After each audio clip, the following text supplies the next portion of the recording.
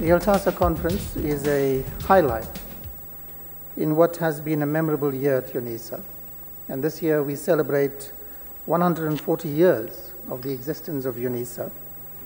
And so the Altasa 2013 conference is really a fitting end to our year's celebration of the enduring power and transformational nature of higher education in the current age, as much as it has been in previous ones. And ladies and gentlemen, higher education as we know it is undergoing spectacular and unprecedented change. New technologies undergirded by the breathtaking computing power and speed of connectivity, with flexible and made-to-fit software solutions for all contexts and diverse organizations, have left an indelible mark on all of our institutions. Nipping at the heels of this advance is the adoption of open source software, open teaching and learning content, the remix culture, and other phenomena characterizing the digital age, changing and being changed by the demands and expectations of students born in the digital age and knowing no other reality. Digital technology now enables a level of student engagement, support, access to learning resources, and assessment never before imagined or thought possible. And the digital revolution concomitantly confronts institutions with new threats in the 21st century as cross-border delivery proliferates and marauding institutions, public and private, aim to cream off affluent students with the ability to pay.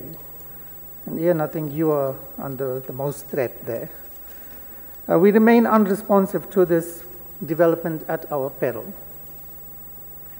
And there are new imperatives for skills and capacity development, which equip us to take full advantage of the affordances of technology.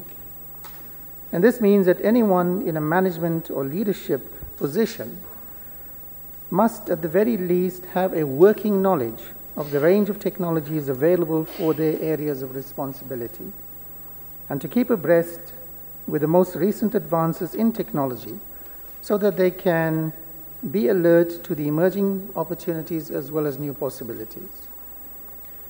The lightning speed of development in ICTs has caught many institutions and leaders flat-footed. And over the last 10 years or so, we have witnessed the invention and widespread adoption of social media. Facebook by itself is as large as the entire internet of 2004. YouTube was founded in February 2005 and now has 800 million unique visitors every month who view 4 billion hours of video during that time. It has made video ubiquitous on the web and has made possible free international schools such as the Khan Academy, which operates on YouTube and Google technology. And what about the MOOC phenomenon, which in 2 short years has attracted millions of students? MOOCs are making academics rethink their place and their role within the larger scope of mass higher education. The impact of MOOCs may also be felt more sharply in the emerging markets. Wireless internet technologies are getting cheaper and are spreading everywhere, even to some of the poorest and remotest parts of the world. It is clear that the penetration and spread of technology is also fueling the rapid advance and development of online education. And with the rise of online education, new economic possibilities are emerging almost too quickly for higher education to keep up with. And old forms of cooperation are being swapped for new, highly commodified and commercialized, lucrative education partnerships. New professions which we never foresaw, or professions that transform so quickly in nature that what our students learn in their first year is outdated by their fourth, are appearing more and more frequently. And around the world, higher education job functions are being reconfigured as a consequence of the advent and advance of e-learning. This implies that our academic cohort has had to become increasingly flexible in adjusting to new and emerging trends in teaching, learning, and research. One cannot say that there has been any point in the history of higher education in which change was absent, and therefore it is not the sudden advent of change, but the pace of change that is having such a profound effect on our business as educators. And the agility we need to remain effective role players in the competitive world of cross-border higher education, as well as a quality consciousness with which we need to provide first-rate service to our students, is relentlessly tested.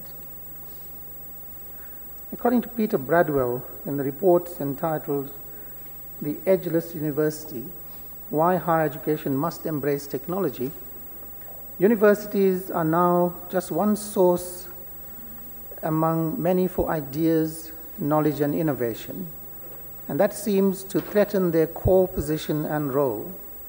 But in this new world of learning and research, there are also great opportunities. These opportunities unmask the creative tension that higher education institutions face between being leaders and pioneers or followers. And for this reason, we need to be culturally aware, not in this case to culture which is normally attached to language, ethnicity, or nationality, but the clash of culture between academia and the entrepreneurial culture of venture capitalism, which is making inroads into the hallowed halls of academia, as business opportunities in the lucrative teaching and learning sector are tapped. Suddenly, students are spoiled for choice, and they can make comparisons between what is on offer in their subject of choice in a vast range of universities. And they can make judgment about whether they are getting value for money and whether their lecturers are any good compared to others elsewhere. They can make discerning judgments about the quality of the learning materials, and by using free learning resources available as open content, shape their own learning in spite of the learning program they are subjected to within our institutions. So the speaking teacher is dispensable, especially where a considerable amount of teaching is delegated to graduate students and assistants, whose knowledge is only slightly better than the students they teach quite often, or whose learning that they mediate. So we need to up our game and ensure that we can withstand the withering scrutiny of our educational materials and practices that the digital age makes possible. Now, is there a question about the survival of higher education as we know it? Absolutely. But this should not discourage us. We are well aware of the range of prognostications on the future of higher education, from extreme optimism to apathy and even downright doomsaying. And the more daring have prophesied the death knell of higher education as we know it, and the demise of tens of thousands of higher education institutions, with only very few surviving to dominate the global higher education landscape. As the famous Danish physicist Niels Bohr once dryly noted, prediction is very difficult, especially about the future. And so we will need to wait for the actual passage of time before we can see with absolute certainty what will become of higher education as we know it today. What we do know is that we can never be complacent and think the juggernaut that is higher education will be unperturbed, nor can we assume, on the other hand, that it will be easily upended. Amidst this change and uneasiness, Bradwell recommends that universities start to open up continued learning and innovation to a wider population. And giving more people more ways to learn and research will be the only way to reconcile aspirations to maintain a world-class education system with high participation rates and moves towards equality of access. Now, Bradwell's remarks are critical in the African context. The inequalities of the networked world and the multiplicity of new divides mean that in Africa, access to educational technology is a matter of social justice.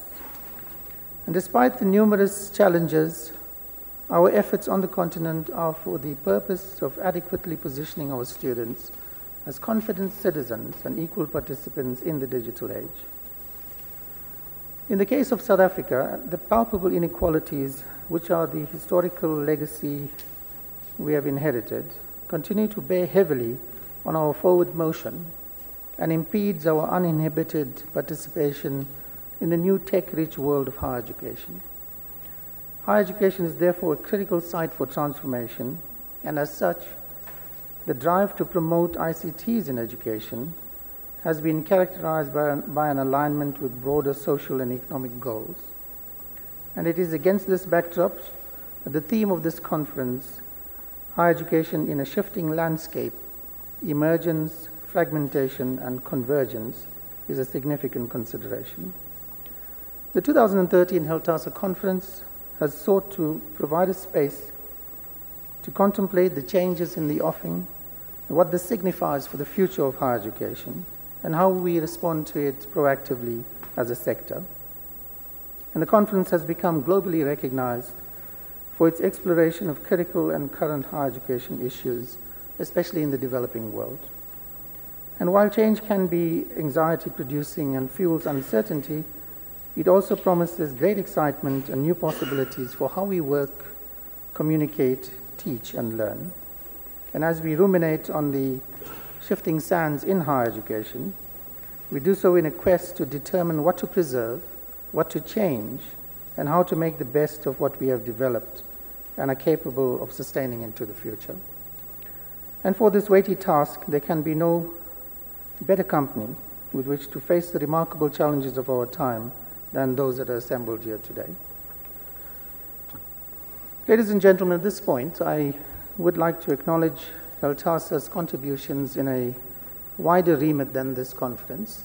In addition to this annual conference, we are mindful of the year-long activities of HELTASA, such as the work of the special interest groups and the robust engagement on policy matters in higher education.